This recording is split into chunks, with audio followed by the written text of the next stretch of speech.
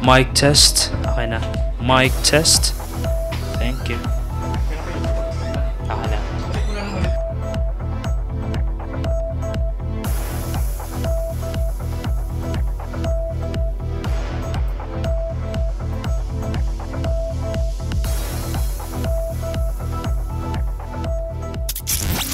Serving the Republic of the Philippines for more than 75 years.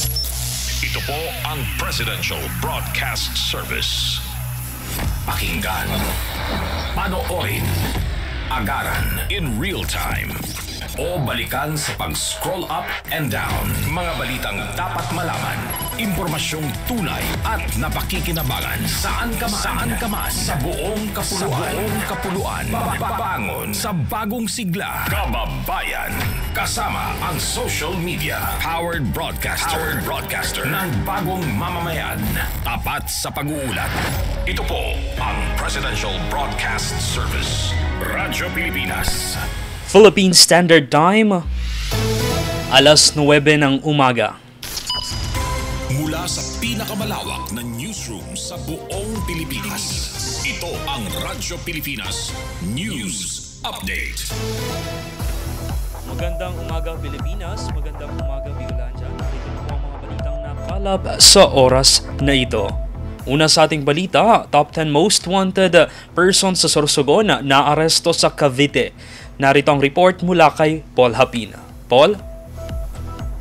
Radyo Pilipinas report. Nasa kote ng mga otoridad ang isang top 10 provincial most wanted person mula sa Sorsogon sa isinagawang joint operation ng pulisya sa General Mariano Alvarez, Cavite noong gabi ng October 22. Bandang alas 7:45 ng gabi, sinagawa ng mga tauhan ng Irosin Municipal Police Station sa pangunguna ni Police Major Voltaire June Pedido, katuwang ang General Mariano Alvarez Municipal Police Station at Cavite Police Provincial Office ang manhunt operation sa Block 40, Barangay Poblacion, GMA Cavite. Ayon sa Sorsogon Police Provincial Office, na aresto sa operasyon si alias J, 21 anyos, construction worker at tubong Irosin, Sorsogon. Ang suspect ay naharap sa kasong rape at acts of lasciviousness. Matapos ang pagkakaaresto, ipinaalam sa kanya ang kanyang mga karapatang konstitusyonal at pansamantalang nasa kustodiya ngayon ng GMA Municipal Police Station para sa dokumentasyon at tamang disposisyon. Ipinapakitaan niya ng tagumpay ng operasyon ang patuloy na pagsisikap ng PNP na panagutin ang mga kriminal saan mang panig ng bansa bilang bahagi ng kanilang hangaring mapanatili ang hustisya at kapayapaan sa komunidad. Para sa Bagong Pilipinas, Volapin, Radyo Pilipinas, Radyo Publiko, Albay. Radyo Pilipinas weather.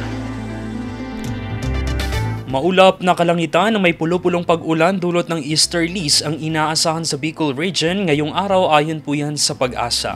Pakinggan natin ang buong detalye ng balita mula kay Melvin Almohela, ang weather forecaster mula po dyan sa Pag-asa, Southern Luzon.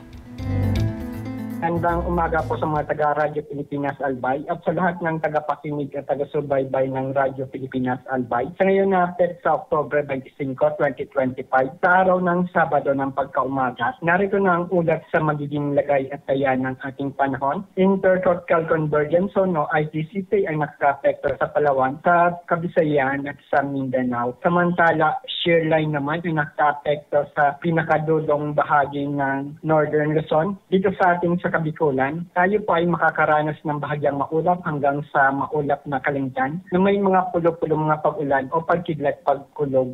Dulot naman ng easterly sa yung malinsangang hangin na mula sa Karagatan Pasipiko. Ang hangin ay magiging mahina hanggang sa katamtaman mula naman sa silangan ng Iiral.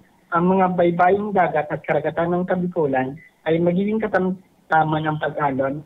Tinatayang agwat ng temperatura inaasahan simula 25 hanggang 32 grado sentigrado at ang araw ay sumikat kaninang alas 5:37 ng pagkaumaga at lulubog naman mamayang alas 5:21 ng pagkahapon. Ito po si Melvin Almohela, nag-uulat mula po rito sa DOYC Pag-asa, Ligas. Radyo Pilipinas, Bantay Bulkan Update.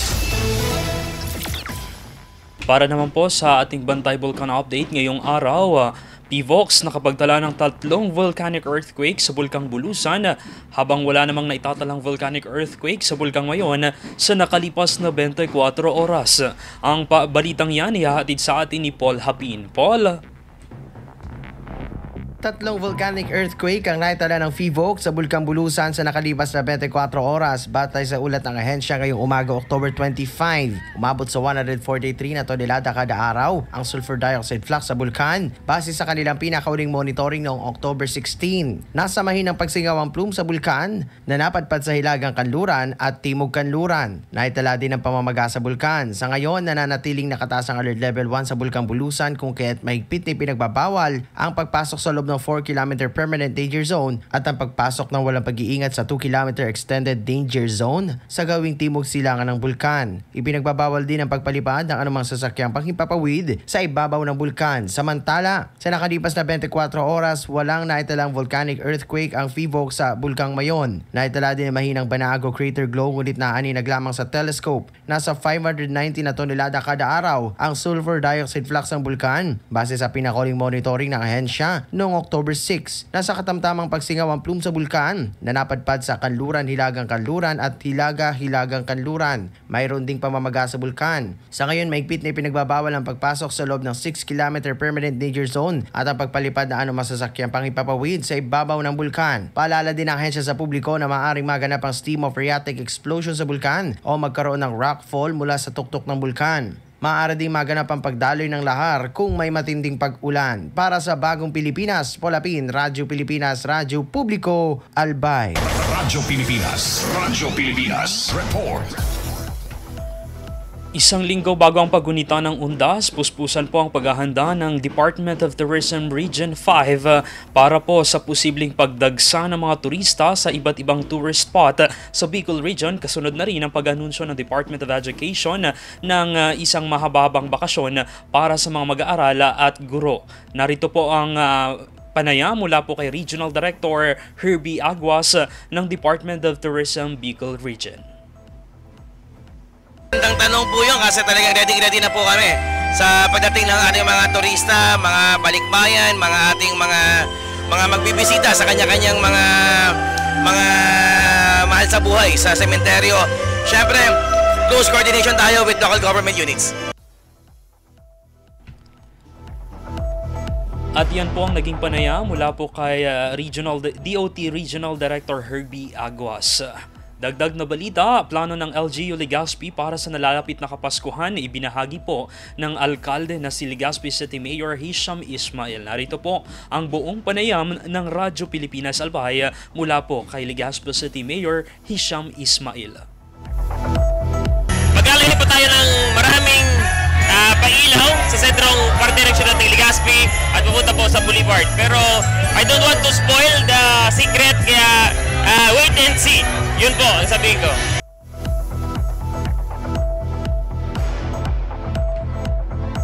Yan po ang naging mensahe ni Legazpi City Mayor Hisham Ismail. Dagdag na balita, Sorsogon Police Provincial Office at Rotary Club naghatid ng serbisyo sa pamamagitan ng Project Tanglaw Lahi. Ang buong detalye ng balita pakinggan natin kay Paul Hapin. Paul!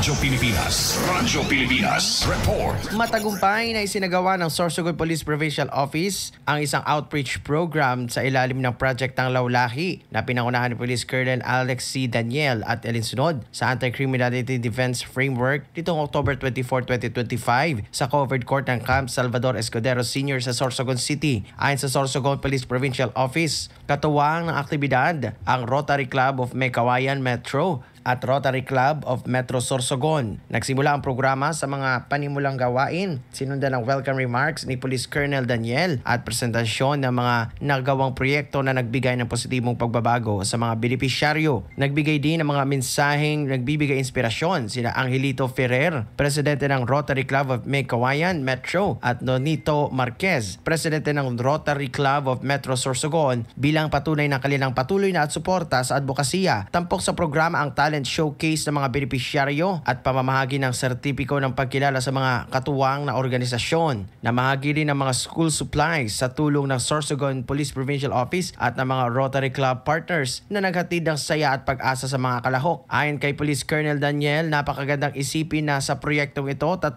bata mula sa mahihirap na pamilya sa bawat bayan ang mabibigyan ng pagkakataong makapag-aral. Ang mga batang maaaring maging leader, guro o pulis balang araw at bilang patunay na sa pagtutulungan ng pamahalaan, pribadong sektor at mamamayan, walang imposibleng makamit. Para sa Bago Pilipinas, Palapin, Radyo Pilipinas, Radyo Publiko, Albay. Radyo Pilipinas Report. Maraming salamat Paul Hapin at sa ating flash report ngayong araw, nakapasok ang 4 na alumni ng Bicol University sa hanay ng mga top-notchers sa October 2025 Mining Engineers Computer-Based Licensure Examination batay sa inilabas na resulta ng Professional Regulation Commission o PRC.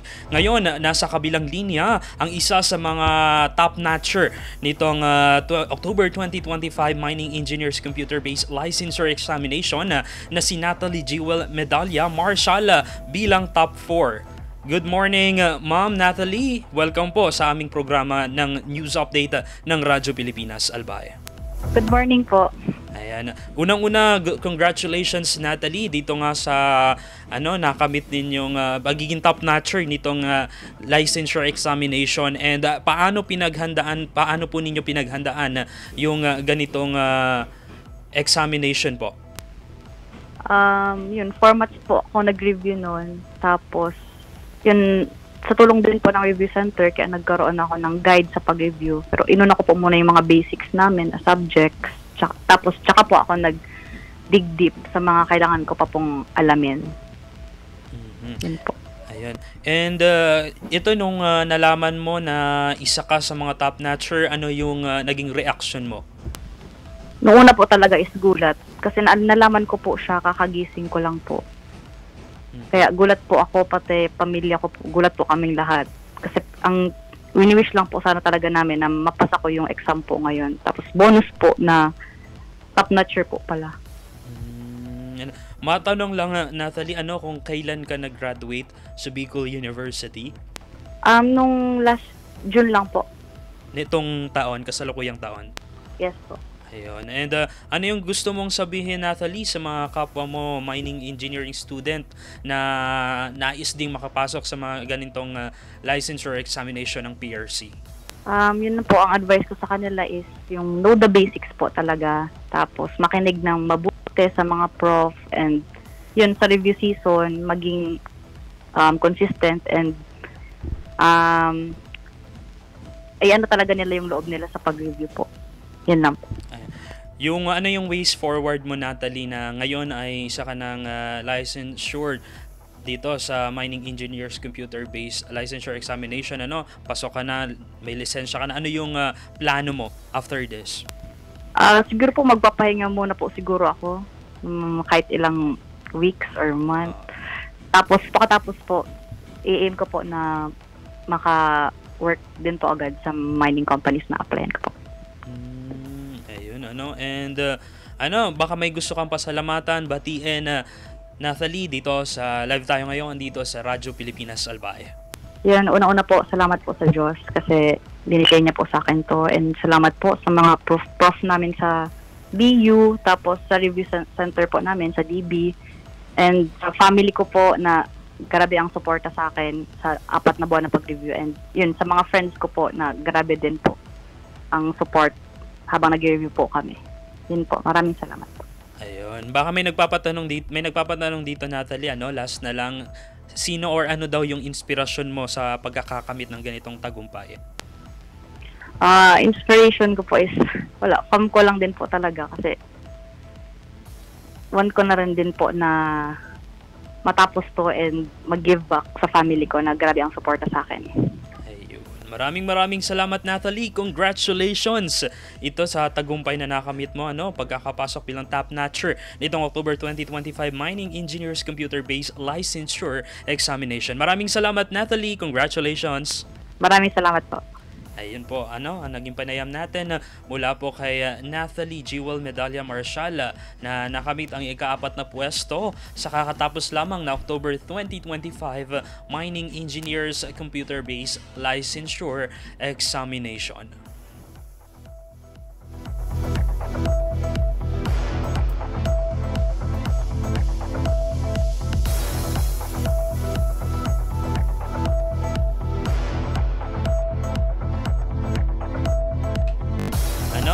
Tanggap tayo ng balita mula sa labas. Sa kakapasok lamang na balita. Radyo Pilipinas Flash Report.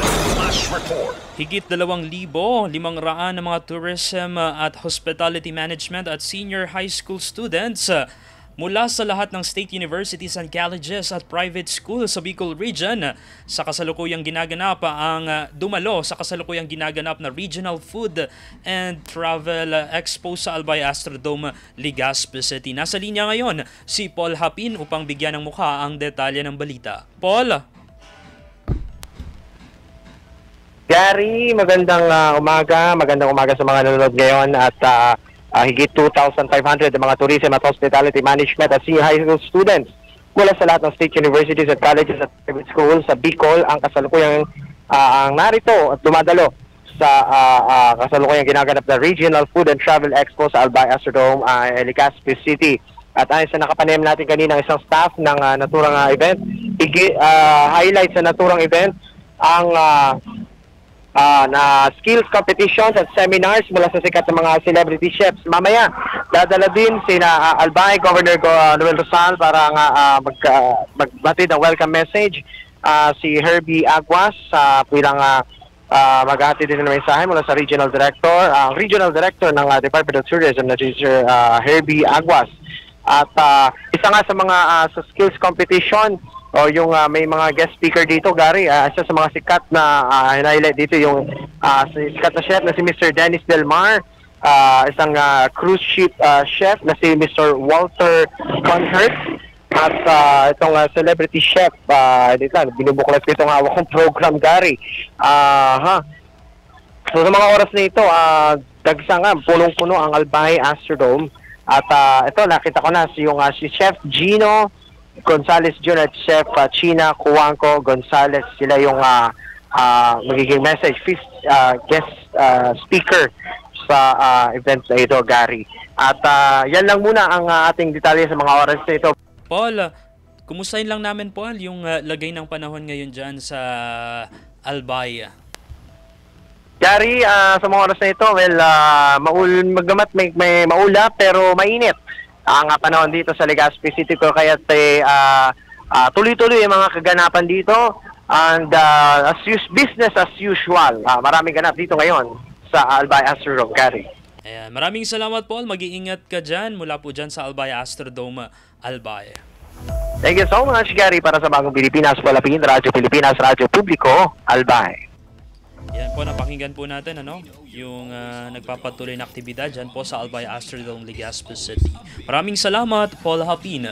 Yan po ang balitang nakalap sa oras na ito. Upang manatiling updated, i-like at i-follow ang aming official social media accounts at Radyo Pilipinas Albay. Buong puwersang magbabalita, lahat ng yan para sa Bagong Pilipinas. Ito po si Gary Carl Carillo.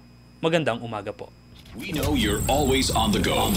Pero ang mahuli sa balita is always a big no-no. Kaya Radyo Pilipinas is here to keep you updated. Reliable news delivered to you as it happens. Para sure na wala kang mamimiss. Bookmark our website at www.radiopilipinas.ph. Follow us on Twitter at Radyo Pilipinas 1 and like us on Facebook at www.facebook.com/Radyo Pilipinas 1. Together, let's dismiss disinformation. Radyo Pilipinas,